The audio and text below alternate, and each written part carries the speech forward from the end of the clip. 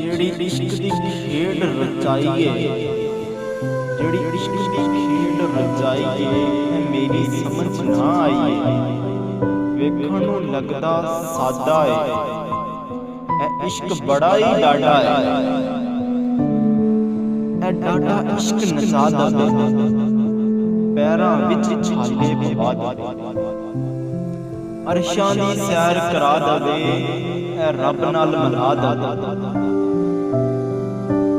ਚੁੱਪ ਰਹਿ ਕੇ ਬੰਦਾ ਤਰ ਜਾਂਦਾ, ਜੇ ਬੋਲੇ ਸੂਲੀ ਚੜ ਜਾਂਦਾ। ਜਿਹੜਾ ਇਸ਼ਕ ਸਮੁੰਦਰ ਵੜ ਜਾਂਦਾ, ਉਹ ਜਿੰਦੇ ਵਸਦੇ ਮਰ ਜਾਂਦਾ। ਇਹ ਇਸ਼ਕ ਤੋਂ ਕੋਈ ਵੀ ਬਚਿਆ ਨਹੀਂ, ਪਰ ਹਰ ਇੱਕ ਵਿੱਚ ਇਹ ਰਚਿਆ ਨਹੀਂ। ਇਸ ਇਸ਼ਕ ਦੇ ਖੇਡ ਨਿਰਾਲੇ ਨੇ, ਫਕੀਰਾਂ ਨਾਲ ਇਹਦੇ ਪਾਲੇ ਨੇ। ਇਹ ਰਾਤਾਂ ਨੂੰ ਜਗਾ ਦਿੰਦਾ, ਅੱਖੀਆਂ ਵਿੱਚ ਜਰੀਆਂ ਲਾ ਦਿੰਦਾ।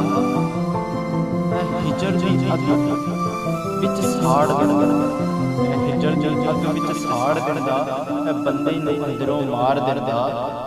ਵੇਖਣ ਨੂੰ ਲੱਗਦਾ ਸਾਦਾ ਏ, ਪਰ ਇਸ਼ਕ ਬੜਾ ਹੀ ਡਾਢਾ ਏ।